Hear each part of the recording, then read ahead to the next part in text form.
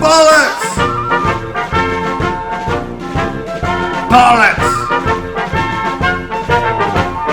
Bollocks! Bollocks!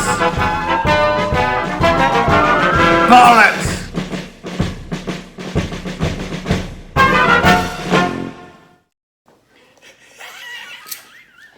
Hi, all our chums out there. Welcome to Toyah and Roberts, your deeply unqualified agony aunts, ready to shovel you yet another pile of useless answers to only a few of your very many and increasing number of burning questions. I'm excited. I've got a gig tonight. Yeah, I've got a gig. I'm playing my first gig in 15 months in about 2 hours' time. That's astonishing. Isn't that fantastic? Utterly astonishing. Absolutely love it. Jackek B, did you ever have stage fright? Oh boy. And what advice would it be for those who have problems with performing or speaking in public? Over to you, Lovey. Okay, I say to people with stage fright, you just have to face your fears and experience what your body does to you psychologically. For example, when I first sang in public, no matter how confident I was, I would literally just start shaking. I could not stop it. So I made myself sing in public as much as possible.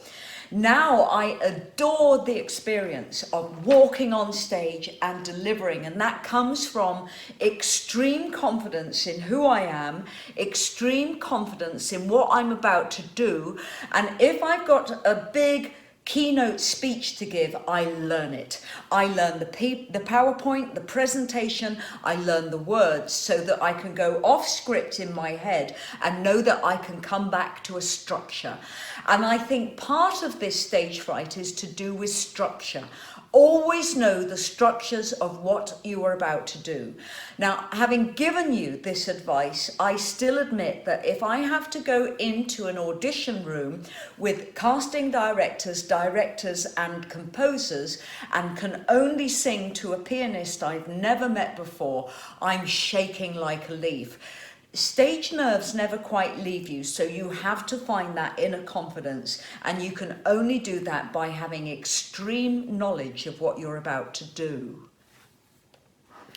So have you ever experienced stage fright? Well, the debut performance of any new band generally has me twitching, which nowadays, well, doesn't happen so often, so that really hasn't happened since 2014.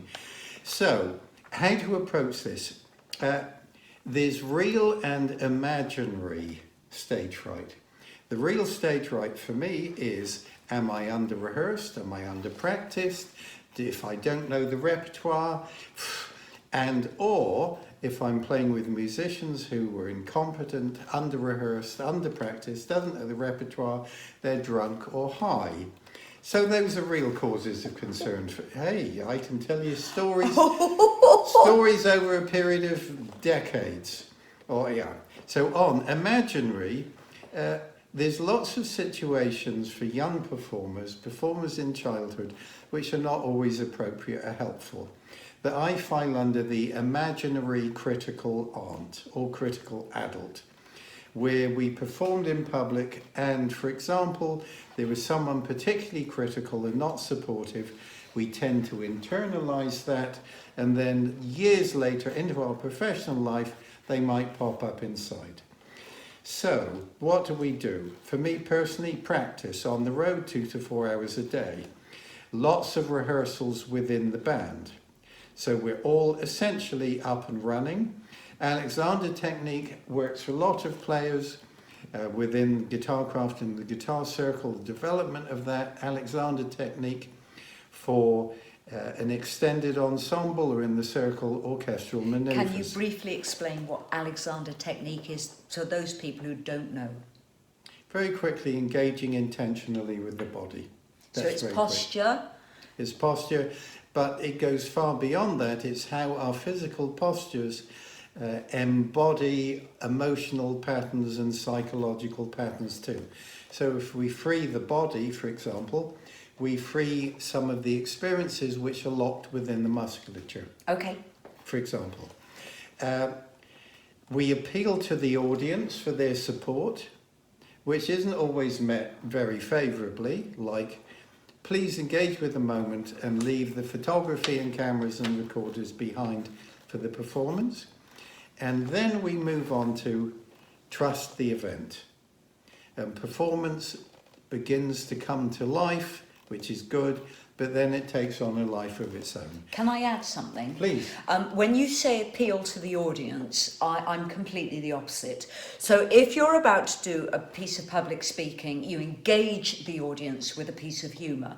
That's almost immediate. Humour allows people to get to know you. I would never walk on stage and either up in my head or in my heart appeal to the audience for their support. I walk on stage, I lift the audience up with my confidence, and I take them somewhere they could never go in their living room or through watching a screen. It's taking control, it's taking command. That's my experience. Well, my wife is a performer. I'm not. Okay. I'm essentially a sideman musician who suddenly got pushed on stage.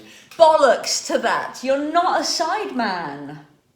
I'm a very good sideman. You're a great but you're not. I've been pushed forward. But anyway, let me move on. So when the performance comes to life, wonderful, but when it takes on a life of its own, our imaginary fears are no longer present, and our genuine concerns to engage and be present with the music, they're there and online. Okay. Well, if you're suffering from stage fear or stage fright, you're not alone. I've seen the greatest actresses lose their lines on stage. And part of, I think, their success is their honesty and their bravado. Just be honest about it. You are not alone. So many people suffer this, and we are with you. You know, we go on stage all the time, and we never go on in a state of absolute relaxation. My wife worked with Laurence Olivier in 81 or 2? 83. 83. I read that Laurence Olivier had an extended period where he was suffering from stage fright, to the extent that he couldn't even look the other actors in the eyes. A lot of people experience it. If you've been on stage a lot of your life, you will psychologically hit this point within your confidence where you just don't trust the process anymore. I'm not sure I've been through that yet, touch wood, but yes, the greats suffer stage fright. Herb66, I wonder what you think of musicians who go into retirement, like Mr. Bill Bruford, one of the original drummers in King Crimson. Well, it's Dr. Bill Bruford, Dr. William Bruford, and my view is if we've met what is required of us in this life, then we have the right to go another way. Perhaps our responsibilities changes, our work changes direction. It's fine. This is a personal decision. Dr. Bill took the right decision for Dr. Bill. He wanted to see his grandchildren more. Well, this is a wise man. So my response to a musician who retires, envy. My own envy. It's not the music that's a concern, it's all the stuff and the nonsense that accompanies it. However, right now, musicians and artists are needed in the world more than ever. And whether or not I'd like to go out and trap the boards, well, whatever, it's not relevant. What is needed now is for artists and musicians to do what they are here to do, to play music and present something ineffable to the public. It's a strange time in the world, and musicians or artists now are needed more than ever. And they have not had a very easy time for the past 15 months or so. They need to support the venues and support all the technicians within the venues, including the festivals. There's a huge network of people that just need to get out there and work, as well as be in front of an audience. So what I'm going to do is strap on a guitar, rock out, and become an uncontrollable fireball of rock theory. I admire people who retire because I just don't have that in me. I would probably change careers, but I think I'd always run a business because I've had so many ambitions, which I've never been able to address. I would love to design and make jewellery. I'd love to design chocolate and have a chocolate firm.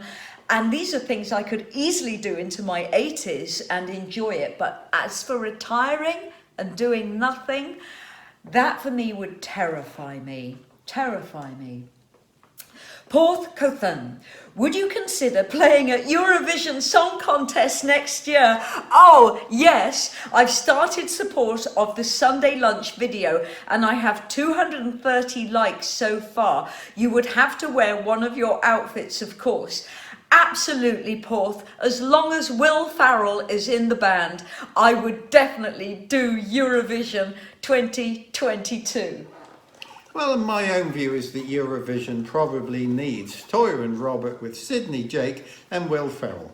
Yes, I think it would be amazing. Looking at this year's Eurovision, where everything was on visual expression as well as the music, it was glorious. It was just what we needed after the year that we've had. I would love to do it. I would use the big spinning hamster wheel from Will Ferrell's film. I would use the angel wings that pop up. I'd use a trapeze. I would have a helicopter drop me in like the Queen at the Olympics in 2012, and I would leave by helicopter as well while singing my heart out. Fripp would be on a revolving kind of piece of structure that turned him upside down like the wonderful drummers in heavy rock bands. We would be glorious, and I think Will Farrell and I should duet in heavy rock. It's a yes. It's an absolute yes. Would you find the magic note with Will, dear? We would more than find the magic note. It would be the magic song, and I'm wildly excited and I want to do it. I'd wear very little. Well, I guess... And then Italy would give us some points. Shall we move along, dear? B. Berkey, 55. My question for Robert is this. Do you own a guitar that no one is allowed to touch or even point at, even yourself? Does it have more sustain than Nigel Tufnell's Les Paul? All right, so firstly, do I have a guitar which no one is allowed to touch? All the instruments I play. You can point at them. I've just touched it. My wife can point and touch at this. This is my first ever very good guitar. This is a Gibson 345, 1962 model. I acquired in 1963. Thank you, lovely. We can return to where we were. Breathtakingly beautiful. Gibson stereo. I bought this on hire purchase when I was 17. My father refused to sign the hire purchase documents when I was 17. He said he would not sign it until I earned a deposit. So I went out with my pal Reg Matthews, who was the singer in the League of Gentlemen, for which this guitar was acquired. And Reg had a manual working gig lined up for us for 3 days. We dug and dug and dug, I believe, an allotment, at the end of which my hands were unmoving. Reg was a muscular toughie, Mr. Junior Universe. Lovely man, and Reg, still a pal of mine. So after 3 days of working with Reg, I had a deposit. My father signed the document, and I acquired this utterly stunning guitar, which I used on Giles and Fripp. And I played on Cat Food on the King Crimson album In the Wake of Poseidon in 1970. I love the design. The tremolo arm is so thick you could build a bridge out of it. The Bigsby. I disconnected it years ago because the tuning went. Fabulous. Tap Moringwood. Make it a Fripp Bitch trilogy. Do Venus in Furs by the Velvet Underground. And of course, Whip It by Devo. All right, a little backstory on Fripp's My Bitch. The lyrics to Rock You Like a Hurricane. The bitch is hungry, she needs to tell. So give her inches and feed her well. Now, I've no idea what she needs to tell us. So she needs to talk to everyone what happened the night before. It was a loud and shaking night, and she's obviously a one-night stand, and she wants to go to her group of homies and tell them what happened the night before. So he is making sure, the man whose bitch is hungry, that he leaves her with very memorable memories. Well, so if we focus on the bitch is hungry, she can, so give her inches and feed her well. I think we have to say essentially this is a ruttikin. This is the statement of a ruttikin on the prowl. And this was our last Sunday lunch. Have we made that clear? Probably okay. not. So I suggested to T that we invert this preponderantly male approach. And rather than T being my bitch, who's needing feeding of the measurement variety, I am in fact Toyah's bitch. He's my bitch. So T immediately sprung, pen in hand, drew up Fripp's a bitch, which I thought this is an absolute hoot. A whole inversion of the assumption of male sexuality. And then within an hour of painting that little poster behind us, it was designed into a t-shirt because Dave J is asking, would t-shirts be available? And then he says, oh, I see you've beaten him to it.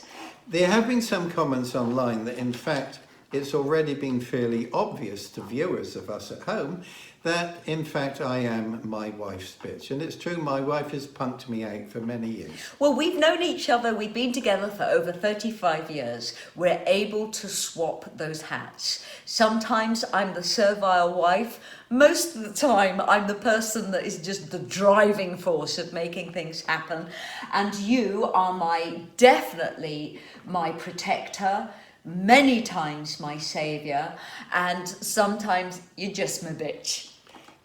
I missed the times when you were servile, dear. Yeah, but it's very rare. All right, maybe time to move on then. Roger Nilsson. Was it fear or shock or both in Robert's eyes when Toyah grabbed him in last week's Sunday lunch, the Scorpions?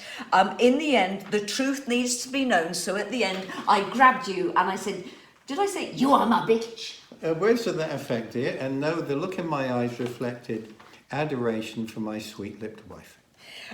I love that last Sunday lunch because my husband is genuinely laughing a lot. So it's fantastic. So we've now got a little section coming up that is... Perhaps take a closer look at this wonderful Gibson 345. Welcome to Toyah and Robert's Burning Guitars!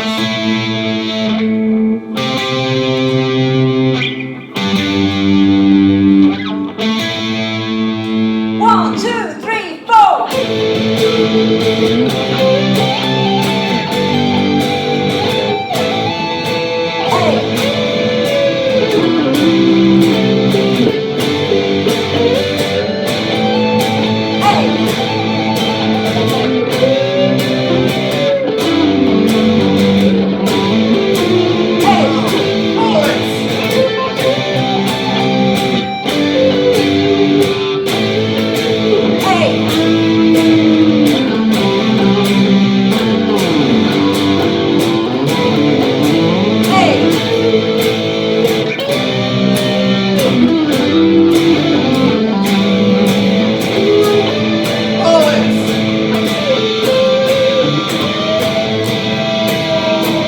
See you tomorrow.